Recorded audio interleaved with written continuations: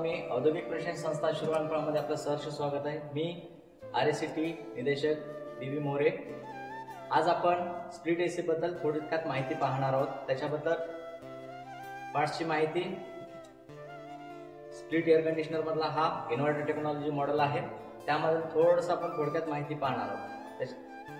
Split air conditioner मधलं indoor unit आणि outdoor unit याच्यामधील पार्ट्सची ओळख।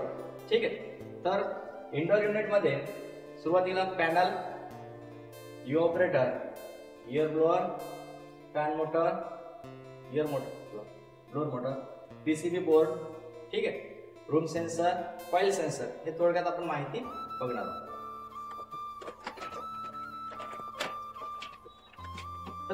हा डिस्प्ले आहे, PCB board, room sensor, coil sensor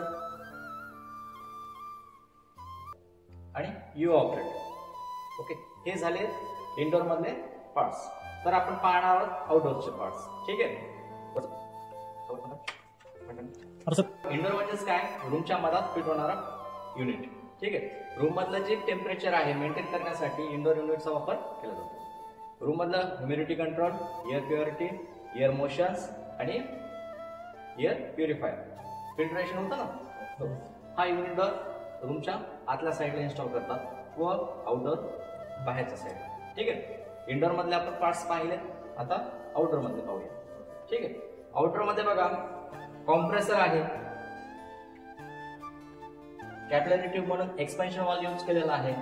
ठीक आहे, कंडेन्सर फॅन, कंडेन्सर आणि प्रिंटेड सर्किट बोर्ड म्हणजेच काय, PCB बाहेरचं पॉवर सप्लायसाठी वापरला जातो। आउटडोर कडून इंडोरला कनेक्शन केलेले आहे, सोबतच सक्शन लाईन व लिक्विड लाईन हे दोन पण पाईप इंडोरला कनेक्ट आहे। ठीक आहे,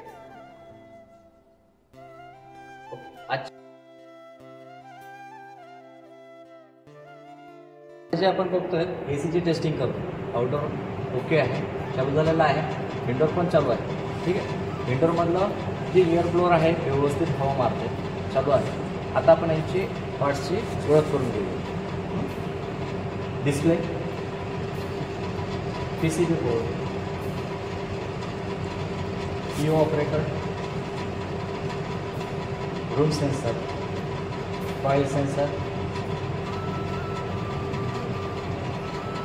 एअर ब्लोअर। ठीक आहे, तर आजच्या डेमॉन्स्ट्रेशन मध्ये आपण शिकलेलो आहोत इंडोर युनिट मधले पार्ट्स, आउटडोर युनिट मधले पार्ट्स, एवढेच आपण आज शिकलेलो।